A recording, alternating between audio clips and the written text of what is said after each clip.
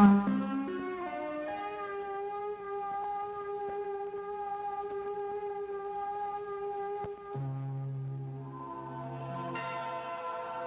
we think of space, we naturally think of the stars, solar systems, galaxy, the distant reaches of the universe. But space has another dimension to explore, not outward, but inward, into all the basic elements of everything there is on our planet. Here, a miniature world of space exists, a world filled with constant motion, one that went undetected for centuries. It is the world of the atom.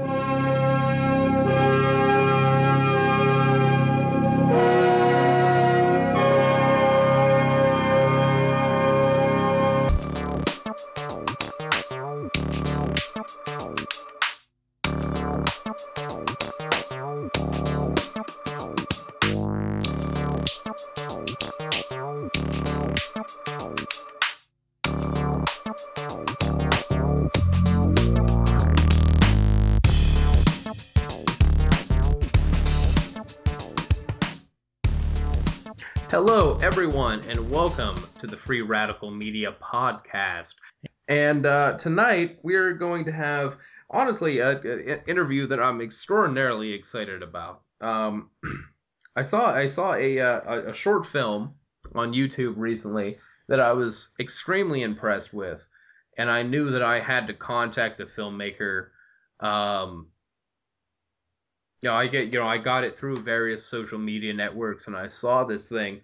I talked to the filmmaker, and I got a copy of the book, which I was also extraordinarily impressed with. Right, so tonight we're going to talk to the man behind these things, Mark Corske. He's the author of the book, and behind the short film on YouTube, Engines of Domination. And this will, of course, be linked in the description of the video, and you should definitely familiarize yourself with it. So Mark's going to join us tonight. He's a political theorist, a political teacher. And tonight we're going to discuss the themes that are found in his book and the film. So, Mark, welcome to the show. Thanks, Eric. It's great to be here. I really look forward to this. Welcome, Mark. Patrick.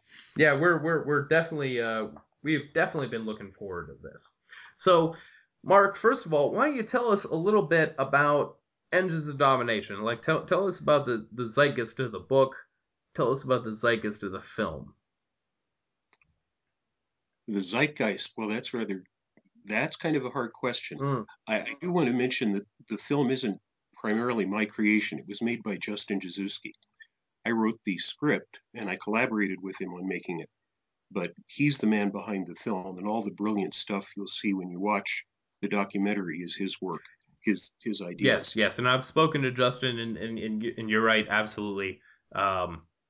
You should definitely check out Justin as well, and we'll provide his contact information there as well.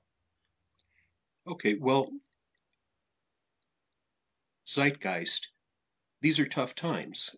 The world is in really bad trouble in a whole bunch of ways, and I've been thinking about that most of my life, since I was a young child, growing up with fallout shelter advertisements and newsreels of hydrogen bombs blowing up and the Cold War and McCarthy hearings, duck and cover drills.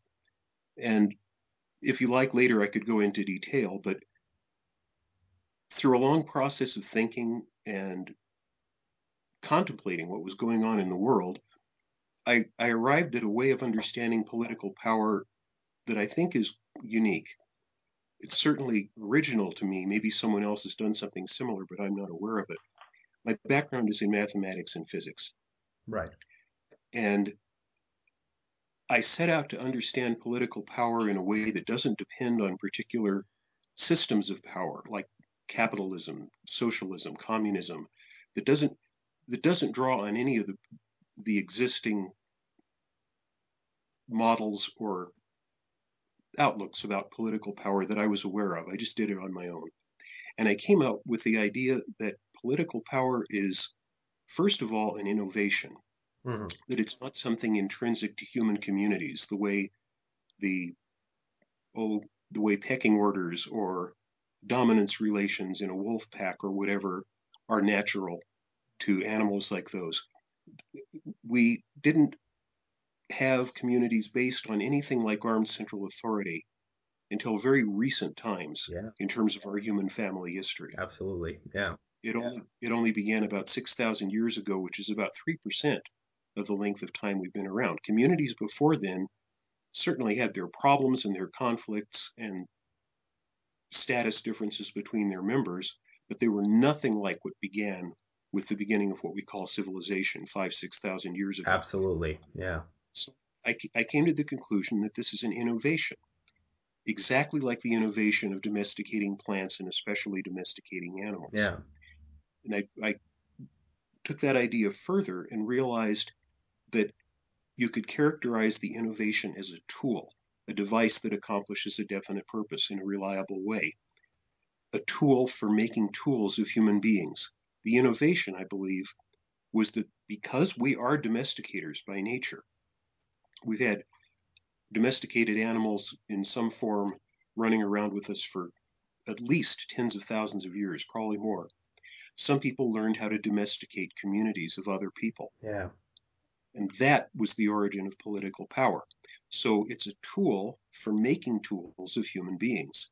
Furthermore, drawing on my background in physics, I concluded that it's an engine. It's a device that converts energy into useful work. It converts the human energy of a community into authority and privilege for its rulers. So I went on and developed that idea in some detail, spelling out what I call the components of the engine, the various ways that people have to be controlled, the institutions that are needed to control them in order to keep a community domesticated. Then back to where I started, the world is in serious trouble. I realized that all of the gravest problems that we're facing are either a direct result of this engine in operation or wouldn't be possible without the engine existing. So to wrap that up, the subtitle of the book is Political Power in the Human Emergency. And by the human emergency, I mean all the disasters that are taking place already and that are threatening to take place in the near future, from nuclear war to the destruction of the habitat, biological disasters like pandemics, ecological destruction, even the spiritual degradation that's spreading around the world with the global corporate culture. I traced that entire complex of things to political power. Mm-hmm. And that, since you asked about the zeitgeist, that's the overriding spirit of both the book and the movie, which tries to condense a few of the essential points of the book into a 1-hour experience that makes them vivid, brings them to life, and makes them hopefully memorable and thought-provoking. Yeah. Well, yeah, I'll tell you this about the film. It certainly succeeds in that. The film, and I'll stress this again and again throughout the interview. People need to watch the film. It's on YouTube. We're linking it in the description.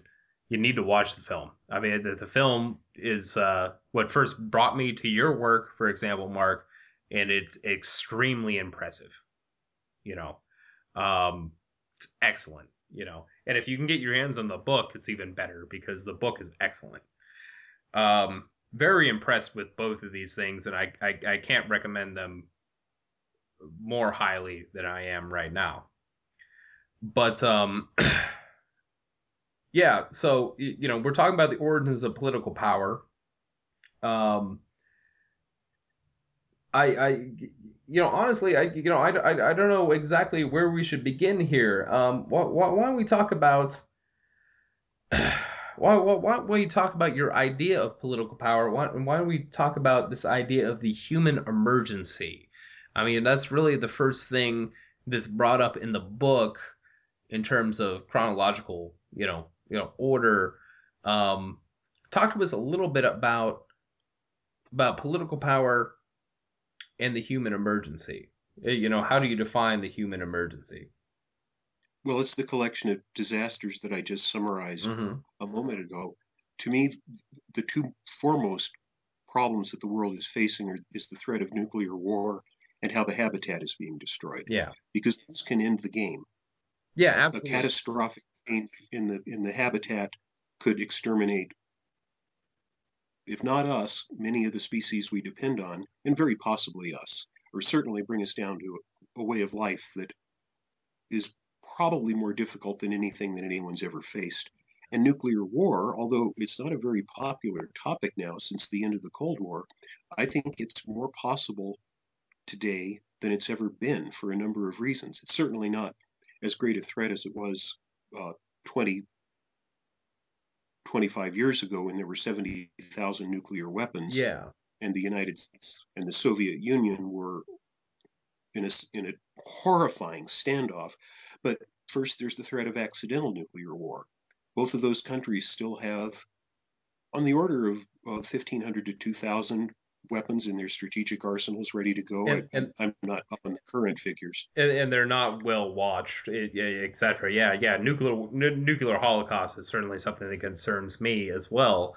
Although I think what concerns me more is the threat of environmental destruction, that's posed by the capitalist system. I think that's a more tangible threat for me, at least, and for a lot of people, currently, is the threat of, what they call global climate change. Well, that's a threat that's in progress. That's real. That's occurring, and it's going to continue to occur, even if all the damage were stopped right now. Mm-hmm. The results of the damage that have been done will continue for a long time. Nuclear war is a possibility, but given the possibility of accidental nuclear war, it's a constant and extremely deadly possibility. And I might mention that even a reasonably limited nuclear war would greatly aggravate the environmental destruction. You've got a tremendous output of heat. You've got tremendous output of greenhouse gases from the huge fires that would result. Yeah. You have the possibility of tremendous contagions from the destruction of medical facilities and the, quite frankly, tens to hundreds of thousands to millions of corpses. So that's in the background. It's gigantic threat because accidental nuclear war has almost happened many times, and continues to be possible. But yeah, the threat posed by what's being done to our habitat is gigantic, and not just climate change, not just atmospheric destruction, contamination of the oceans, contamination of aquifers, air pollution, nuclear pollution from nuclear power, not just nuclear disasters like Fukushima, but the did I pronounce that right? Am I thinking of a philosopher, or am I No. I believe you're right. It was the Fukushima reactor. Yeah. Okay. There's a political philosopher with a similar name, and I thought I'd said his name instead. No, I think you're thinking of Francis Fukuyama.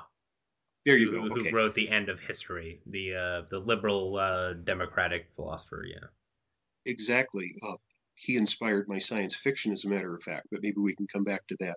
But not only nuclear power, but for example, the nuclear power supplies of spacecraft have disintegrated on reentry, spreading plutonium all around the world. Yeah. So the planet is being trashed at an increasing rate, and that's probably the most important activist goal I can think of internationally that people should be pursuing to oppose. But the others are serious, contagion from crowding into cities. Half the world's population is urbanized now. Mm-hmm. And healthcare is pretty sparse in a lot of places. Horrible things could happen.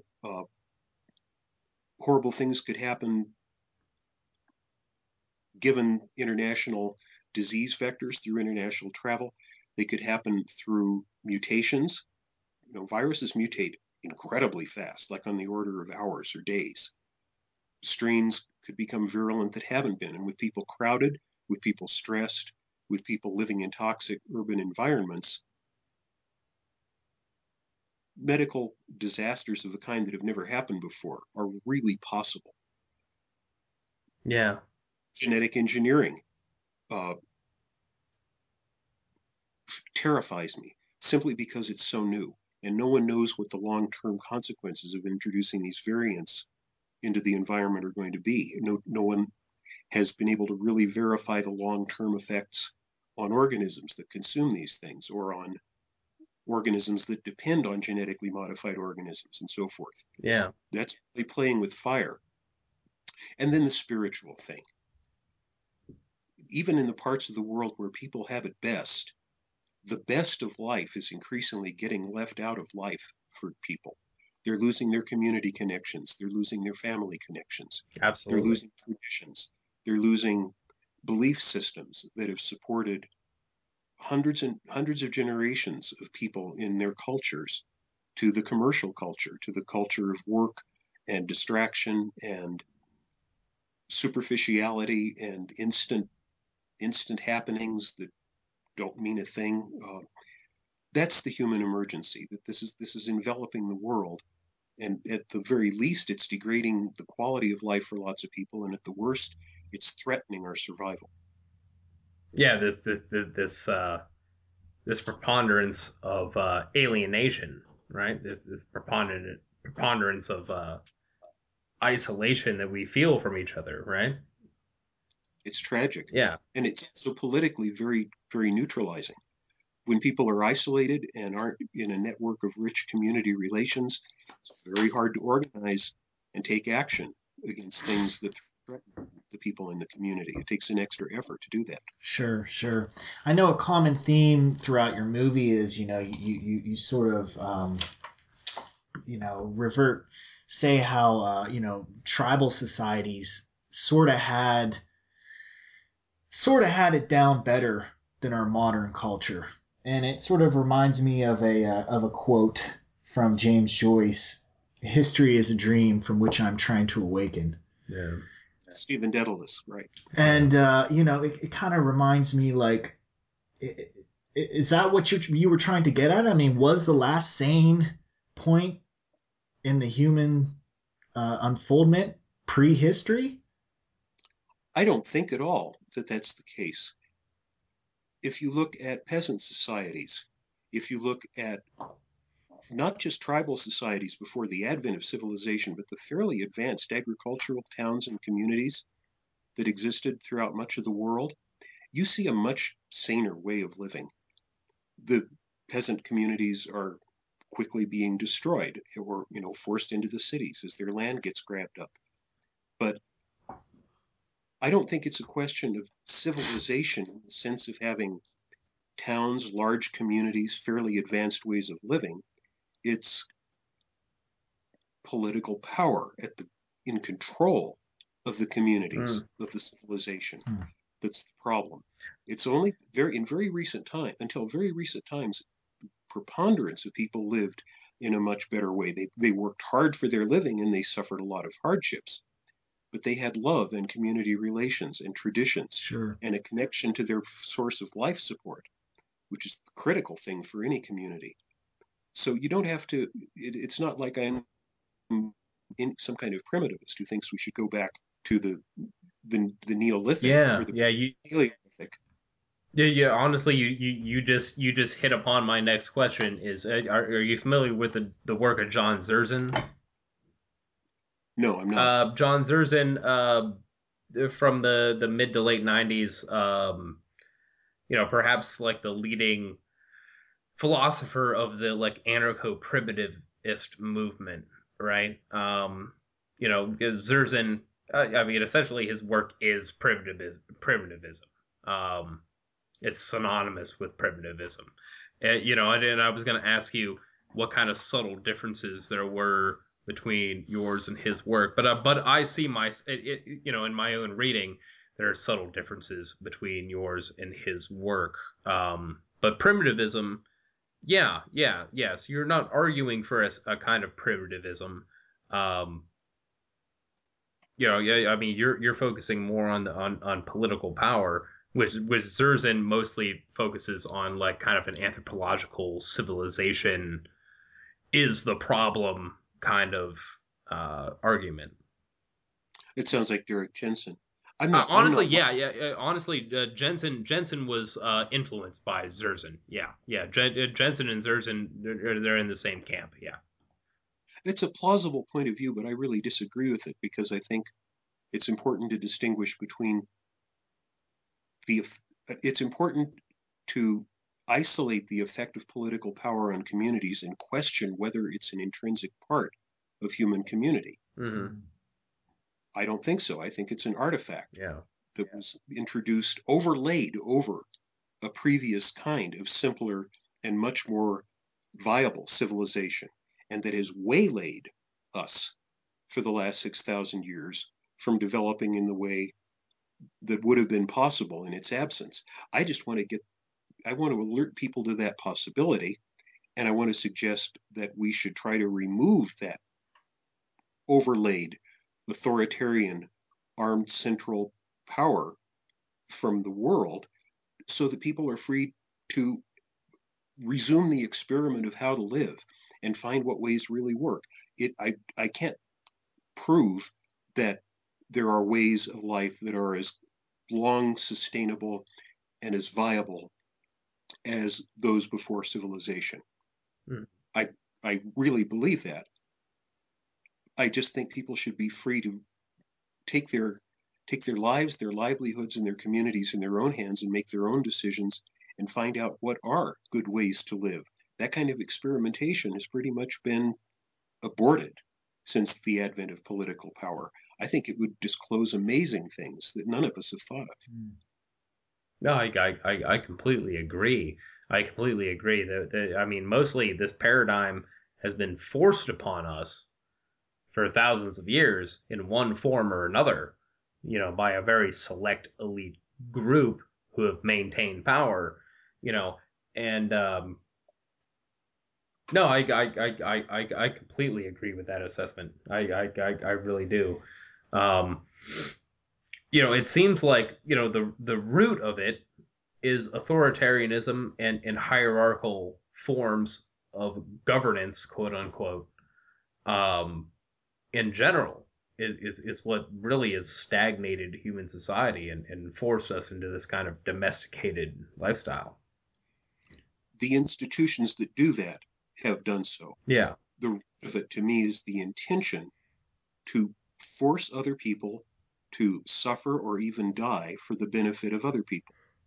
In other words, to use them as tools, to set oneself apart from the community and live at its expense. That intention can only be carried out in certain ways, though. You can't just yell at people and say, hey, be my slaves. They'll laugh at you. You can't. The intention requires certain means. And my whole theory is about what means I believe are necessary to carry out that intention. Those means turn out to be institutions. They're ways of organizing human action to certain purposes. And there are distinct kinds of purposes that the action has to be organized toward. So I think that the intention is what the problem is. It needs to be condemned. That's not a good thing to do. It's evil to want to use someone else as a means to your ends, if evil means what's destructive of human well-being. Yeah, certainly. Most certainly. I completely agree with that. I suppose now is a good time to talk about, what seems like a big core of your theory is this idea of the engine of domination, right? Which is the the title of your book, title of the film, and it seems like a cohesive theory to me. This idea of this specific engine of domination. Why don't you talk to us a little bit about that? Okay, so the first, I hope this will fit in well enough. The first of these 7 components is that you need a community to domesticate. You can't just go out on the street and say, hey, would you like to be my domesticated beast of burden? How do you get a community to domesticate? Well, there's a simple way to do that. if you take a community's land by force, you've captured the community. They're bound to the land by tradition, by kinship, and above all, by the fact that they obtain their life support from the land. Right. So if you can develop an organization of military force, arm yourself, and capture the land, you've got your community to domesticate. Furthermore, once you've captured the land, you can forbid people to use it for life support unless they obey you, and you can make them provide your own life support. Yeah. Okay. So that's the first and fundamental component, and this is where you get nations and borders. Yeah. Yeah. By the fact that you can only control so much land, there has to be a region where you're in charge, and beyond that you aren't. And later, once there are other systems of domination, that's where someone else is in charge. But that's how you do it. Then, in order to do that, there are several further requirements. First of all, you can't carry out an aggressive act like that and deploy force like that unless you're highly organized. Many people think that political power originated when earlier hierarchic structures became more stratified and more powerful at the top. I think it's better to look at it in terms of what's required to hold the land by force. You have to be organized internally to do that. There have to be superiors and subordinates. There have to be ones who make the critical decisions and those who carry them out. And that's the command structure. That's where the hierarchy comes from the necessity of keeping your own ranks in order as you carry out the work of holding the land by force to domesticate the community. In order to do that, in order to do both of those, you need a lot of physical materials. You need weapons, first of all, to take and hold the land by force. Weapons don't just grow on trees. And if you use weapons, they break, they wear out. You need somewhere to live. You've taken this land by force. Well, where are you going to live? What are you going to eat? What are you going to wear? You need to reorganize the community's activities to provide your needs first. And those include a great deal of physical stuff, which I call domination's hardware. Vehicles, roads for vehicles to travel on, all kinds of things. Since weapons are the primary thing you need, I call these organizations that you have to develop to provide your material needs, I call them all the destruction industry. How you have to reorganize the community's production and economics to put your needs first. Yeah. Okay. Okay. So now suppose the community says, well, we don't want to work in your destruction industry. We don't want to reorganize that way. You have to be able to get certain things done when you want them done reliably. So you need to be able to force people to do certain things. You need forced labor. You need to be able to get people to provide your needs on demand. Yeah. Forced labor can take any number of forms. Slavery is probably the oldest one. Yeah, Serfdom, absolutely. Yeah. Yeah. Serfdom is quite a bit more sophisticated. Draft labor, where you just grab a bunch of people under threat and make them do something for you. Yeah. That still exists probably in some places of the world today. It does. And certainly the most prevalent form would probably be wage labor, I imagine. Some people would think that that's going too far, but yes, wage labor is, because you don't have an independent means of life support. Right. You have to work at some job, or if you're lucky enough and wealthy enough to begin with, you have to be able to create some kind of business. But statistically, that's very rare. Yeah. If you look at the working population of the world compared to the business owning and managing population, the proportion's overwhelming. Yeah. And then another form of forced labor is military conscription. Mm-hmm. If your forces aren't large enough, you may simply have to draft someone into your service to work for you. And I even consider taxes to be forced labor, because if you were offered a choice of working 4/5 as many hours for the amount of money you get after your taxes are deduced, most people, I think, would choose to do that. Sure. But you can't keep your job if you don't do that. You have to be there the full 8 hours. Right, right. So effectively, I look at those 2/5 of the hours you're working, or however much percentage it is, as forced labor also. Yeah, I would agree with that assessment. You know, and, you know that falls under the social contract, right? The Locke Hobbes social contract, where apparently a citizen of a nation has some kind of obligation to provide for, the taxation, um, to provide for services of that nation state, right? But it is essentially forced labor. I completely agree with that. You know. You can call it an obligation. That's a nice word for it. And if you were getting a great deal in return, I can imagine situations. There are certainly places where people are not as annoyed about taxes as they are, say, in the United States. I suspect the people in Norway are a lot happier about their taxes than most Americans are. The polls seem to suggest so. Yeah, they don't seem to be very bothered by it because they are getting a fair return. But still, if you don't pay them, there are penalties or probably even jail sentences. Yeah, you'll be jailed, and there will be essentially the violence of the state will come down upon you. So, well, let's move on then. Yes. It takes a lot of force to keep people in compliance under the threat of force. If you can get people to willingly cooperate with you, that's much easier. Then their intentions have been turned to your interests.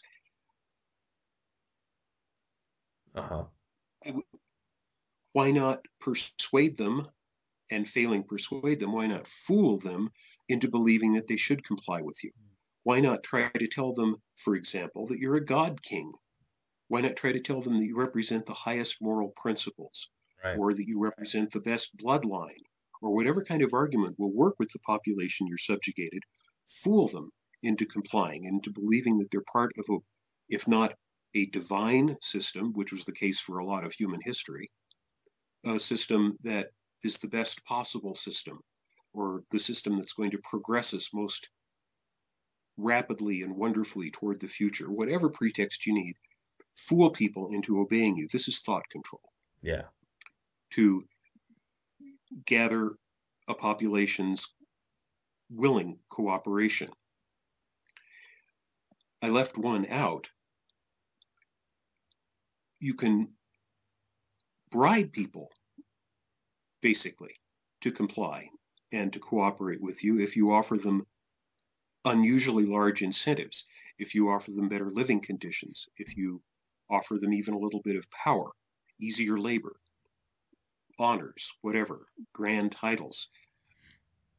This creates a class structure, which is another component of the engine. Again, like with authoritarian hierarchies, some people believe the political power originated when class structures became more stratified and more intensely stratified, with way more at the top and way less at the bottom, and the people at the top lording it over those below. I think it's easier to see that you need a class structure to get the upper sectors, the more privileged sectors of the community, to comply. And furthermore, it's a tool of control also, because once you stratified the community, you have people near the top who have a vested interest in the system and people near the bottom who don't, and who may even be hostile toward it. So then you can let the classes fight one another, which can prevent the entire population from ganging up on you and overthrowing you. So I regard the class structure as another tool of control inside the engine, as another way of keeping the community in check. Sure. So you've got forced labor, making people do what you want under direct threat. You've got thought control, fooling them into complying, and that unifies the population, incidentally, especially if there's some common kind of doctrine like a state religion. Yeah. You can impose on people. And you've got the class structure giving you support from the top and internally dividing the community. The final component, which I call human sacrifice, for shock value partly, but partly because I think it's accurate, is necessary because in order to do all this stuff, you need to be able to really make the threat of violence real. You can't just wave a club in someone's face.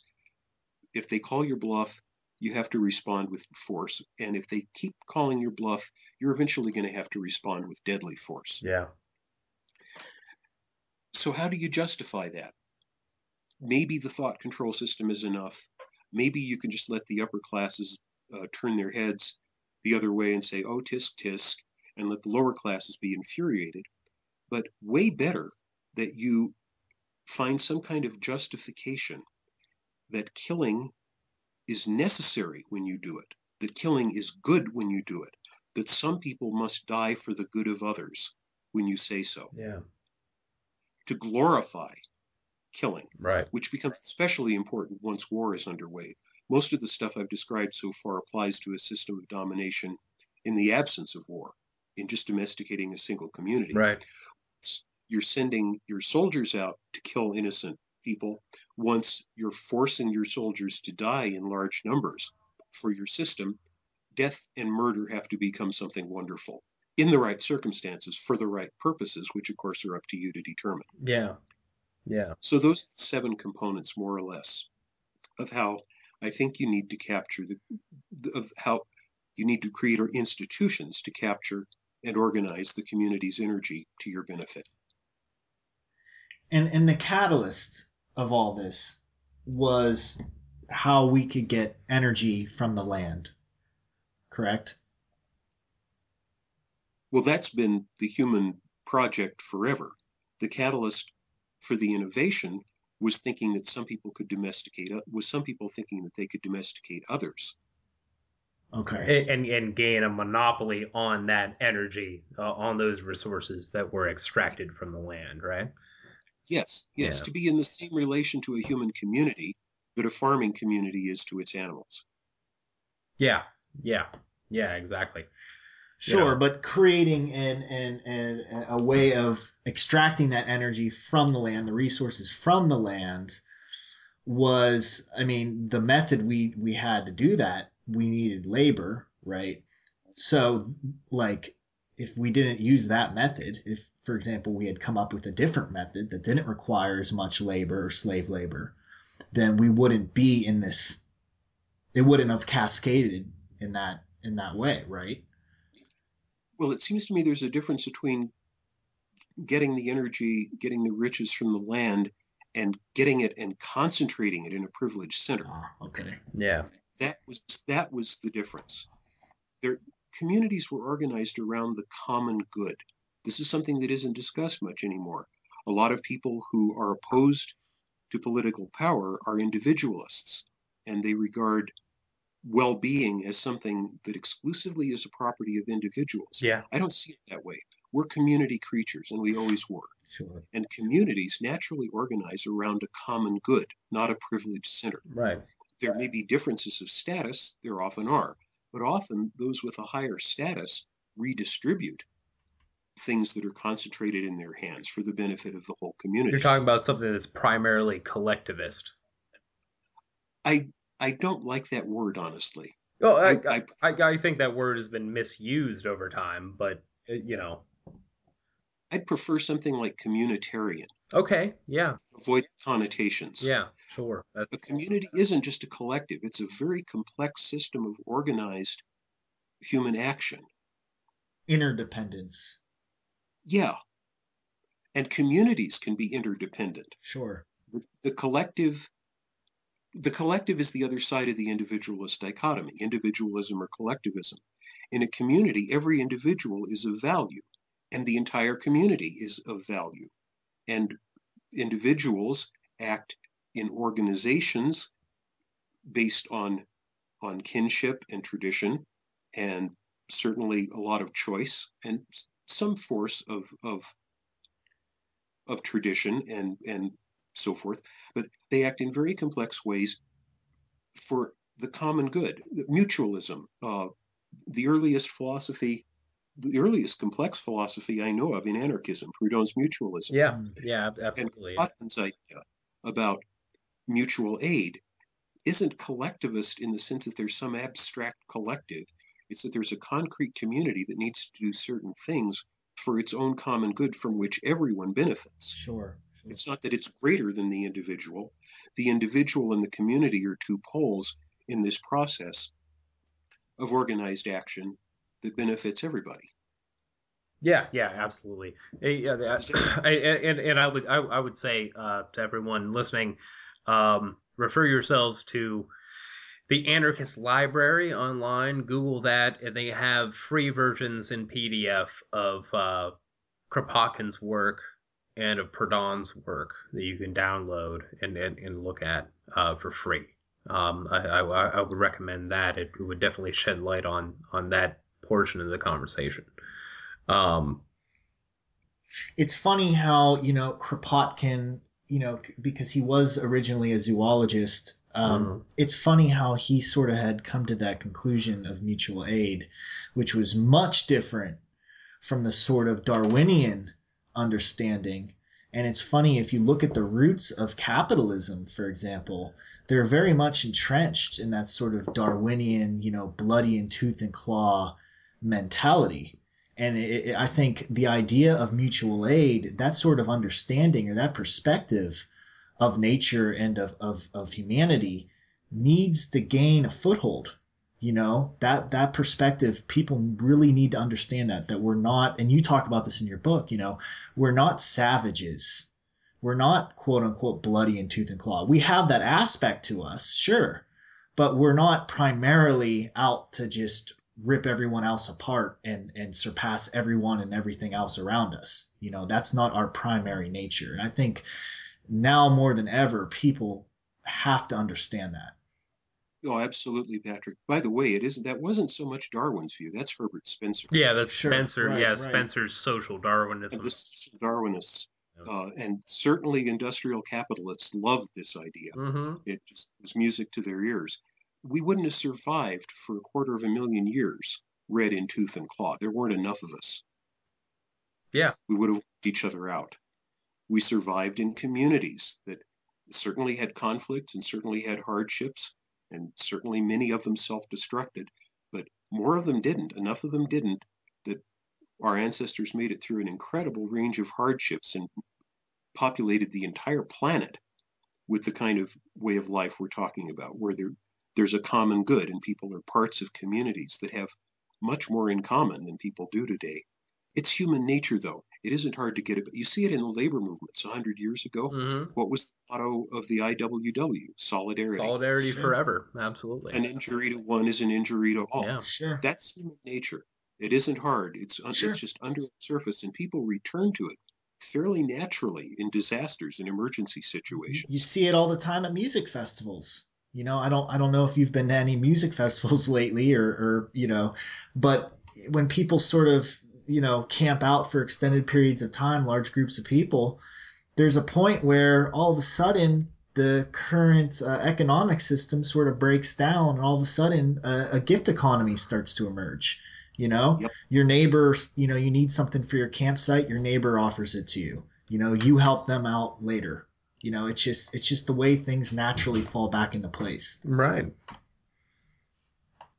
That's what kind of creatures we really are. Right. And that's what every time we do a podcast, I do this. I bring up this guy David Graeber. Are you familiar with David Graeber's work at all? No. He wrote a book called Debt: The First 5,000 Years. He's an anthropologist, and he traces back the history of gift economies, anthropologically, through the historical record. And he says the exact same things that you're saying, you know what I mean? Exact same things that we're saying, and he provides anthropological proof, for the fact that for the majority of human civilization, we've used gift economies and dynamic economies to deal with each other, in a basis that was essentially egalitarian, not without conflict, but was essentially egalitarian.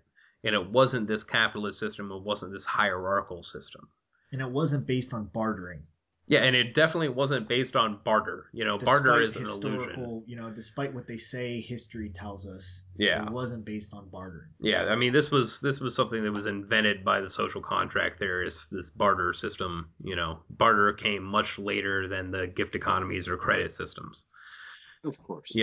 Which is, it's ludicrous. I go to a university, in the economics departments, they still teach you that, oh, well, you had a barter system that led to a money system that led to a credit system. It's completely the opposite of that, Well, that's exactly like the common belief that originally you had a caveman lording it over his wife, who he beat over the head with a club. Mm-hmm. Then over his little tribe. Yeah. And then you had one tribe lording it over another. And then somehow the head of the tribe, the chieftain, turned into a king, and the king turned into an emperor. It's projecting the present situation backwards. Right, Exactly. It's projection. And this is one of the things I want to talk to you about. I mean, this is, I read in your book, you talked very briefly about Hobbes. And I personally kind of have a stick up my ass about Hobbes. I don't like Hobbes. But this is exactly what Hobbes did, in my opinion. He projected his own view, his own bitter view of the society that he was in, into the past without any evidence or proof for it. There was sure no evidence to that effect. Maybe people wrote things that said that he had read. Yeah. There was no evidence. Right. The only violent savages around in Hobbes's time that I know of were the ones who were fighting their colonial conquerors. Right. Yeah, exactly. Yeah. No, it's a pure projection. Yeah. But I've heard, by the way, that Hobbes was the model for Scrooge. Yeah, I've heard that as well, And I wouldn't put that past Dickens. Dickens was he was a satirist, Well, this raises an interesting question, though. If what we're saying about human nature is true, if people are predominantly community creatures who naturally live in a sharing way that promotes a common good, then how can we be in such trouble? And that's where my theory provides what I think is a decisive answer. Once that small factions and communities began domesticating the entire communities and developing the institutions that form the components of that engine, they have the power to cause things to happen that communities would have never undertaken. They have the capacity to cause destruction that would have never been possible before. Yeah. As I say in the documentary, how many people does it take to ruin a party? A tiny fraction of humanity can cause phenomenal destruction and suffering given the right means. And now when you have means like the United States, the Soviet Union was, Russia to some extent still is, but once you have huge nation states, armed, powerful, rich, ruthlessly pursuing the well-being of their elites, you can ruin an entire planet. It isn't human nature that's doing that. It's institutions that act contrary to human nature, that do violence to human beings and must do violence to the world in order to accomplish their purposes. Right. Right. Yeah. It's this hierarchical minority, right? And now we're talking about human nature. There are many myriad people who will say, well, it's and it dates back to the social contract theorists, that it's human nature to be greedy. It's human nature to be violent and aggressive. It is within human nature, and it dates back to, honestly, to the idea of original sin, these religious ideas, these spiritual ideas that say that human beings are somehow alienated from the natural world, that they're somehow, creatures of negativity or of evil, right? And to me, I think that those ideas come from a place of control. I mean, they're espoused so they can control people. The people at the top can control people's actions by saying, you are bad, you are a negative thing, and you need these roles, and these chains to constrain you and can constrain your actions, right? But I don't think that's what human nature is. I don't think human nature is negative. What do you think about human nature in that context, Mark? I think we're amazing, almost miraculous creatures. We're capable of doing anything. We're capable of extreme cruelty, violence. There are certainly selfish people. That's at one end of a huge spectrum of human behavior. I have a fairly explicit idea about human nature that I call the rule of good faith. Yes. Based on the fact that we evolved in communities that were based on mutual aid, that were relatively peaceful and egalitarian, what kind of traits would favor surviving in such a community? Well, first of all, you would do well to trust it, to be inclined to grow and develop into a useful part of such a community, to become a natural part of that community. You would do well to trust others rather than distrust them. You would do well to act in ways that benefit others rather than that harm them.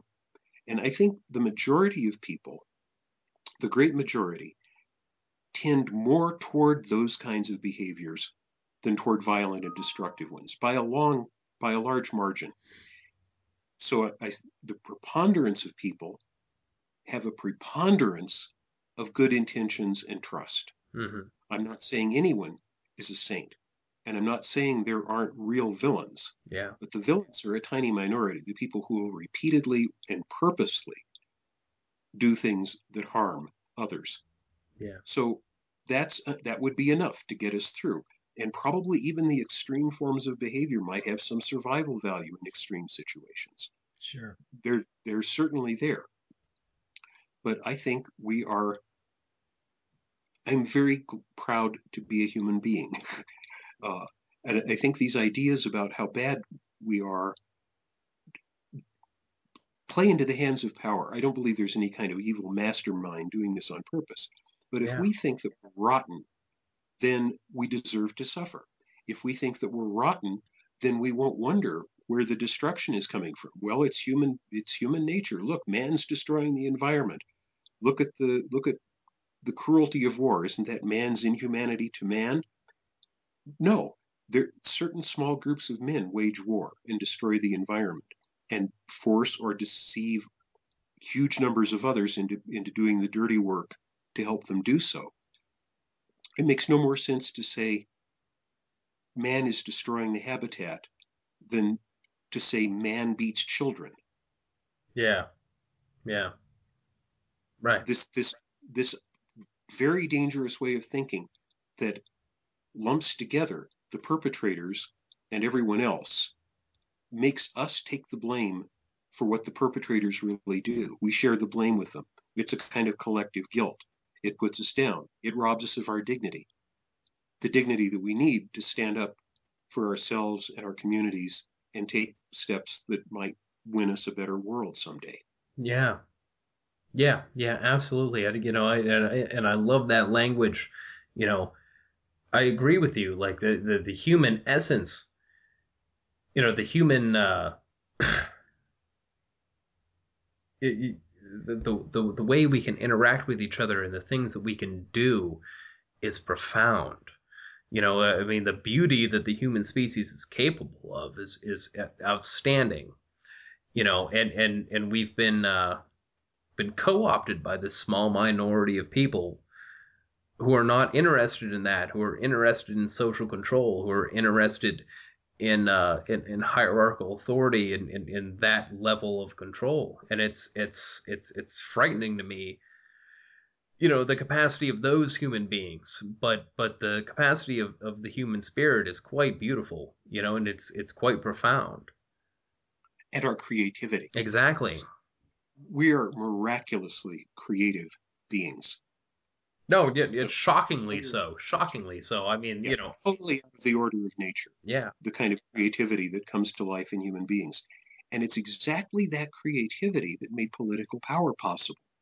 To create something as sophisticated as armed central authority, as this thing I call the engine of domination, took not some again, not some malevolent mastermind, generations of people working at a constant, toward a constant goal with a persistent purpose, that was an immensely creative act. Yeah. To be able to make something that could have such an impact on the world. And pushing that one step further, we have the same creative capabilities. I believe we've got it in us to find creative ways of acting that may avert the worst of the human emergency, and that may find a way, certainly, to reform and tone down this destructive engine, but quite possibly someday even completely eliminate it and make anything like that impossible in the future. Yeah. We must assume that we have less of that creative capability than the creative capability of those in power. Sure. And which we do. I mean, we are the vast majority, and it's through the creative process that we created this, and it's through the creative process that we're going to find a way out. No doubt about it, in my mind. I mean, I think it's a matter of, saying the pitfalls of our current system is certainly important, no doubt. But I think, creating an idea that makes this current idea obsolete is even more important in a lot of ways. If we could just start catalyzing these creative types to get together, and an example of that would be Bitcoin, a sort of alternate currency where people got together that would make this current currency obsolete. And the powers that be certainly don't want that. But I think if enough of these ideas start gestating and coming up, it's inevitable that this will just we'll look back at this current paradigm and laugh at how absurd it was. I sure hope so. There are a lot of creative efforts underway to create alternative institutions inside the engine, so to speak. Right. And I think they really have great promise. Different ways of organizing the workplace, like the work of Gar Alperowitz. Yeah. Mm-hmm. Brilliant stuff, and he's just one example. That's going on. It will not make the old institutions go away, though, and the more it threatens them, the more they're going to crack down. Where we really need the ingenuity also is in finding ways to oppose it. And I think people are going to rise to the occasion. I sure don't foresee how. No one has ever confronted a global system of political power before, and that's what we're up against now. And there has never been a system of political power that's a fraction as powerful as this baby that we're living under, and that's getting more and more powerful and dangerous. Yeah. So fast, I can't believe it. But that's where the creativity will really shine. I'm confident of this, that when people are really pressed by extreme hardships, by suffering, by the disasters that are frankly bound to occur in the near future, that they'll rise to the occasion and create forms of action that will be effective in ways I can't imagine and that I don't think anyone can imagine. That's my hope. It's my faith. Yeah. And I think it's our only hope.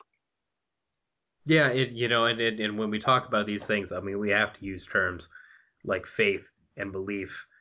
In a lot of ways, it's every reasonable radical I've ever talked to, all right, especially within the anarchist tradition, has said, we don't know what the other side of this looks like.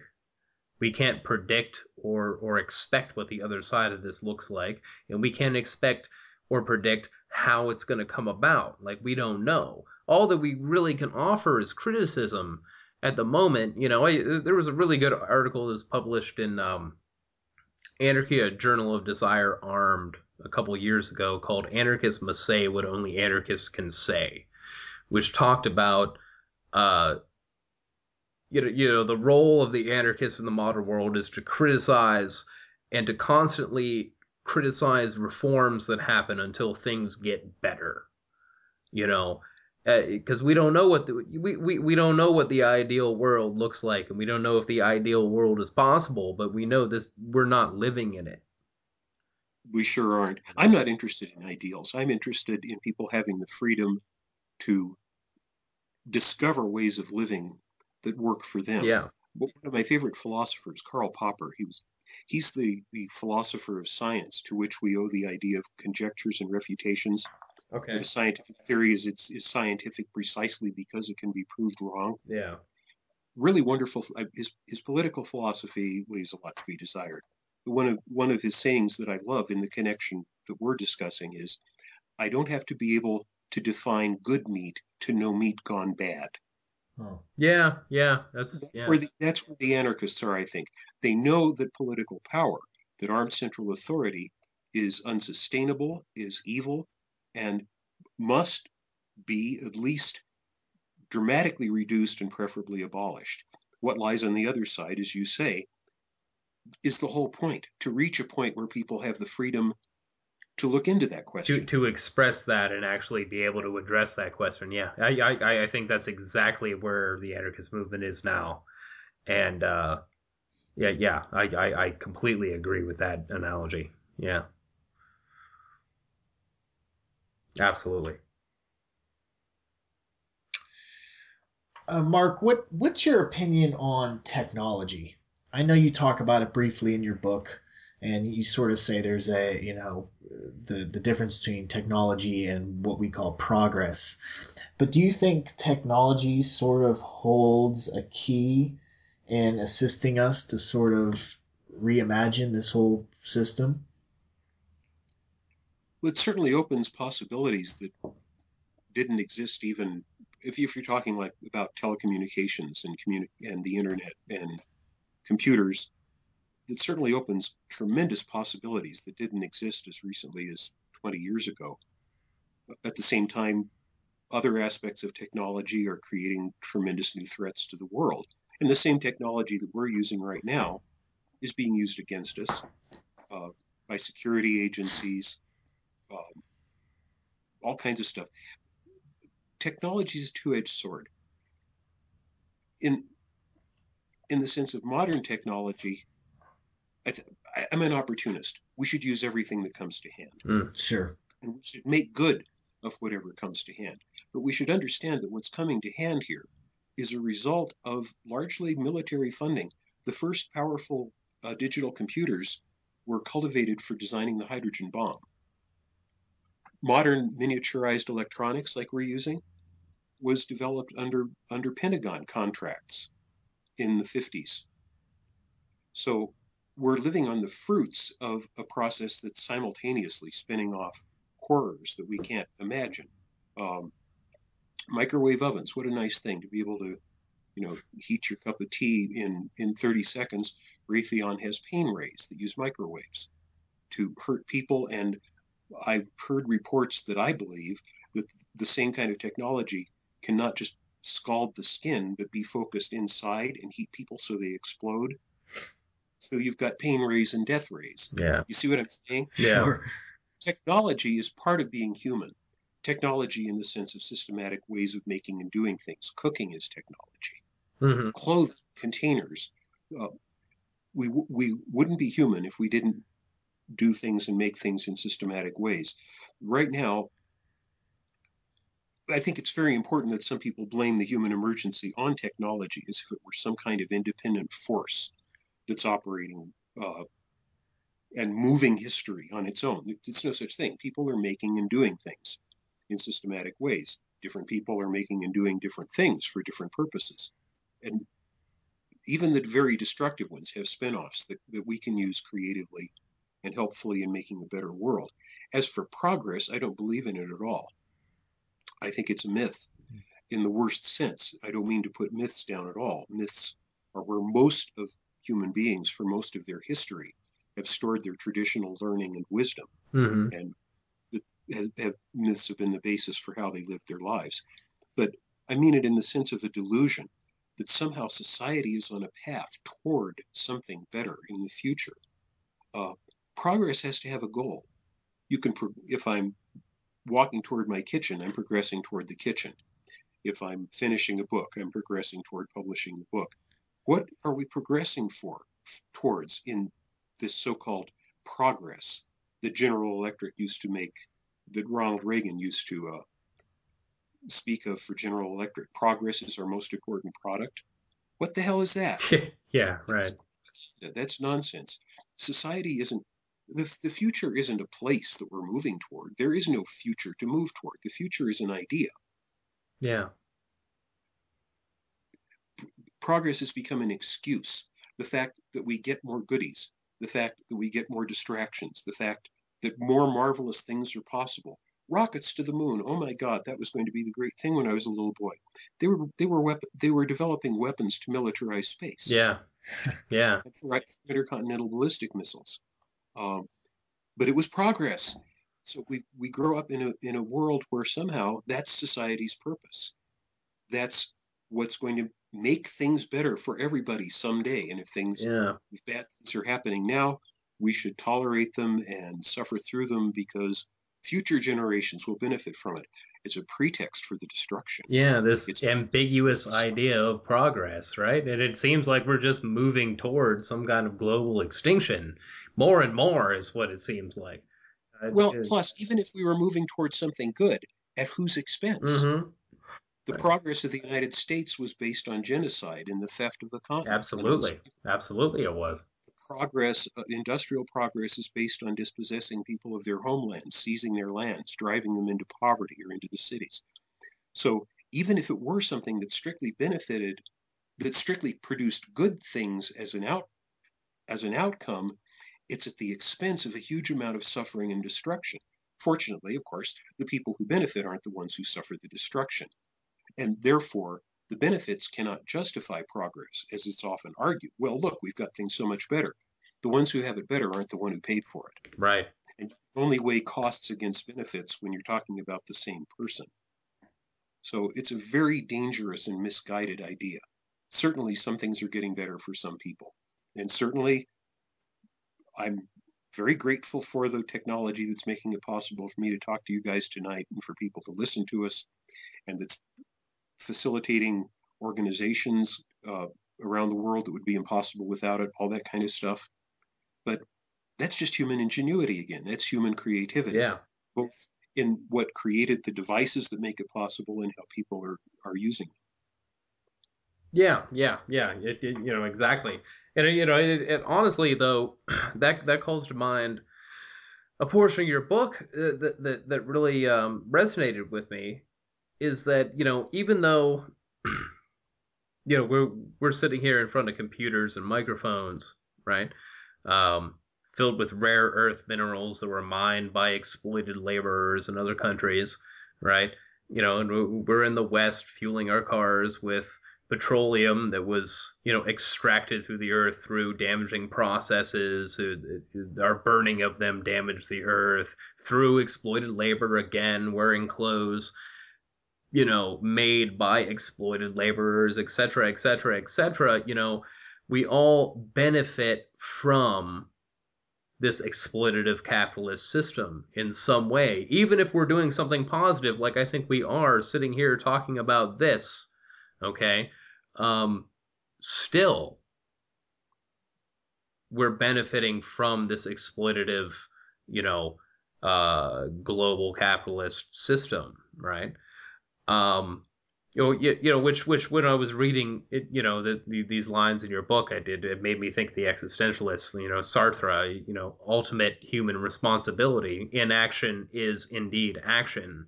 We have ultimate responsibility for everything that happens because we choose to act or not act. I mean, tell me a little bit about because where you came down with it is that we're not ultimately complicit in these actions, regardless of our benefit from those actions. So tell me a little bit about your views there. Yeah, well, it's a huge leap from saying that someone benefits from destructive processes and someone contributes to them to some extent, like, oh, well, when I drive my little old 91 car, yes, poison gases come out of the exhaust pipe. Compare that with what comes out of a jet fighter or a rocket. It's minute, but yes, in a tiny way, I'm contributing to the destructive processes. And yes, I'm benefiting by destructive processes. Well, what are my alternatives? I could stop benefiting and die. I couldn't support myself by foraging, and if somebody found me foraging on their land, they'd probably shoot me or put me in prison, and then I'd be living on the system again, you know? Right. We don't have an alternative that readily comes to hand that doesn't neutralize us or kill us. In other words, we were never asked whether we wanted to be part of a destructive system.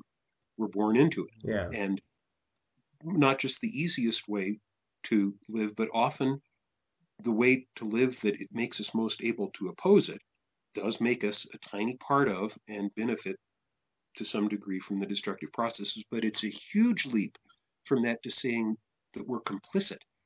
Complicit means that we're doing the destruction on purpose. And I'm not any more complicit in the destruction of the habitat or in the exploitation of labor than a woman is complicit in her own rape if she doesn't fight her assailant to the death. I don't have a choice about it. I can't stop those things. Yeah. I can do what I can with the situation I'm in. Complicity is another guilt trip that makes us share the responsibility with those in power. I'm happy to take responsibility for the tiny bit of destruction that I cause and to take responsibility for the extent to which I benefit from the destructive processes. But complicity, I completely deny that. Right.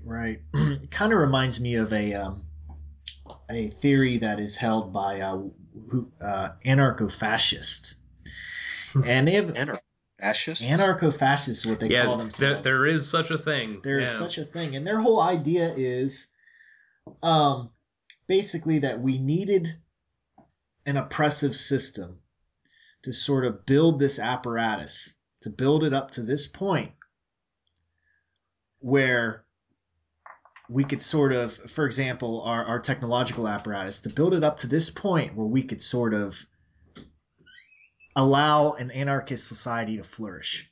That without this apparatus, anarchism wouldn't work. It would fail. So in other words, you needed this totalitarianism to get to a certain point for the anarchism to work. And I mean, from my guess, I guess many of them sort of assume that we're reaching that point now. Work by destroying the fascist system or within it? Well, they believe that the fascist system needs to be allowed to flourish until we are allowed access to certain goods or resources or communication networks. And then through that, an anarchist society would be able to sort of flourish on top of the system that the totalitarian regime helped build. It's an out there theory, it's some out there stuff, but it's an interesting take on things. But sure isn't any kind of anarchism that I could possibly understand from the very short description you just gave. It's worth looking into from that mere fact that, How can you have fascism without rulers? And anarchism means without rulers. Well, you would need fascism to get you to a point, right, for the anarchists to overthrow them and basically use the system that the fascists built. To overthrow them. Oh, okay. Right. Well, okay. I sure don't think so. Well, come on, we wouldn't. Do you believe we would be here today without these engines of control? That if this whole thing never happened, if this whole historical nightmare never started, how do you know we wouldn't just be tribes living tribally, but without the technological goods that we've created? Well, first, that wouldn't be the worst thing because we wouldn't be plagued by the disasters that we're plagued by. Sure. Second, my answer is human ingenuity. Think how much human ingenuity has been throttled and wasted since this thing began to steal human energy for its own purposes. That human ingenuity brought us from subsistence foraging to large, complex agricultural communities with cultures, with with rich and diverse belief systems, it wouldn't have stopped. I don't believe this. I don't believe that. I think that there's absolutely no way to predict what that ingenuity would have created. And it certainly wouldn't have created the methods of destruction that have been created. But no, it would not be like this at all. But I don't think we would still be shooting arrows and picking berries. Sure. Yeah. Sure. Yeah. I agree with that. I agree with that. You know, and there are a lot of people who there are a lot of people who ask questions. You know, and when I'm on the forums, the anarchist forums, you know, how does scientific advancement or medical advancement happen in an anarchist society, quote unquote? You know. And I tell people, you know, well, in the same manner that it does now, it doesn't have to be driven by, you know, the capitalist imperative. It doesn't have to be driven by hierarchical imperative. You know, I mean, these things can happen. I mean, they're a function, like you said, of human ingenuity. You know, it doesn't necessarily have to happen within our current paradigm. No, not at all.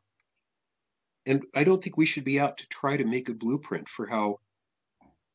We can't just remove domination from the world. Right, yeah. We can't just delete it and start fresh. We're going to have to reform the thing. We're going to have to gain control over these institutions by popular force. Right. We're going to have to reduce it. And as I said earlier, we're going to have to, and people are, building alternative institutions within those institutions. Yes. A catastrophic removal of political power would really destroy much of the way civilization works. I agree. Yeah. Because so much depends on it. Yeah. The good and the bad. I don't think that option for, you know, how would you build the roads? How would you provide health care if it were suddenly gone is going to ever just drop into our laps. Yeah. How can we do it better? If we always ask, how can we do it better, and keep moving that question ahead by finding ways to reduce how much of it is done by force and at the expense of other people's suffering, then the solutions will naturally come out of people's creativity and goodwill. Yeah. It's not a theoretical question. It's not a question of ideal systems. It's not as if the burden is on us to say, how would an anarchist world be constructed as an alternative to this one?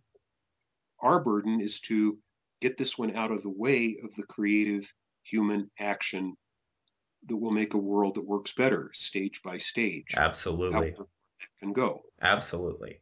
The system building assumes that we're some kind of superior beings who can decide what's best for how people should live, and that's the whole problem, that way of thinking.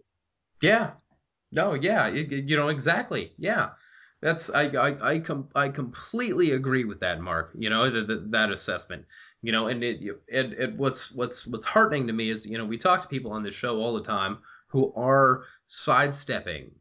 They're not going up and down, they're sidestepping the institutions, creating their own institutions. And they're far more happier people, they're far more dynamic people, far more creative people. And that's what needs to happen, is at the base of the culture, we need to sidestep these institutions, sidestep this authority, and build new institutions and come up with new creative dynamic solutions for problems, because the old way does not work. And we can't, I am not a person who believes that a revolution will solve all the problems. Some kind of violent uprising will solve problems, right? We need to create dynamic solutions to these problems. And in doing that, I mean, even a creative solution that's as simple as converting part of a community's action to a community garden. Yeah. I mean, a major food producing community garden project. That, or creating the alternative institutions that you're thinking of and have talked to people about, that brings people together. Yeah. It makes connections between people. It puts a more complex form of human energy and organization into their communities. And that can be the basis for taking the organized action that I think is going to be necessary to oppose political power. in parallel with building the alternative institutions. Right. It mends the divisions that have been forced on us. It brings us together in purposeful ways and binds us together in ways that can withstand the kind of stress that struggles against power is bound to impose on us. It isn't for nothing that they're militarizing the police around the United States. Yeah. That's absolutely the truth there, and what a frightening thing that is. Well, Mark, we're getting to the end of the time here. It's been a fantastic conversation. I could probably continue this conversation for another few hours, but listeners will burn out. Exactly. Yeah. Why don't you tell us a little bit about tell us about the book, tell us about the film, where we can contact you. Plug some of your information real quick. The easy way to contact me is on Facebook. Mm-hmm. The book is easily available too. It's on Amazon, and it's also distributed by the anarchist distributor AK Press in Oakland. It's in their catalog. Oh, is there a print version via AK Press? Yeah, they distribute the book, and okay. Amazon also has the Kindle version. Okay. So it's available in softback and Kindle from Amazon. Well, I recommend that. AK Press does fantastic work. I have a number of their books. Oh, I love those people. Yeah. It's not the publisher. I published it. They just distribute it. Yeah. As for the documentary, it's called Mark Corske's Engines of Domination. It's easily found online. You can either Google that or go to the Lifting Veils channel on YouTube. It's been listed on Top Documentary Films and Films for Action. Right now, it's been translated into Polish and is being translated into Greek and Portuguese, and we hope Spanish. Counting the Polish translation, subtitled version, we're at over 20,000 views. People are really loving it. I hope people will take the hour to watch. It's not boring. I hope it's thought-provoking. I certainly don't want to convince people to agree with me. I hope to inspire them to think and to have them be entertained by Justin's incredible filmmaking magic, and focus for a little while on the deep questions about human nature and the world and the institutions that we live under. Yeah, absolutely. And I'll tell all our listeners, the film, well worth it. You should absolutely spend the hour to watch this film. I was highly impressed by it, both visually and with the ideas. It's an excellent watch. I've watched it several times now. Again, it will continue to share that, and it will be linked in the description here, as well as to Mark's other sites and to where you can get the book. So yeah, Mark, it's been absolutely fantastic to have you on. Well, I've had a great time. Thank you so much for having me on your show. Yeah, absolutely. And we'd love to have you on again at some point too. Certainly, there's a lot more things we could cover. So I'm game anytime. It's been really fun. Awesome. Thank you, Mark. Yeah, thanks a lot to Mark Corske. Make sure you watch the film. Make sure you check out some of this guy's work. Free Radical Media Podcast. Good night.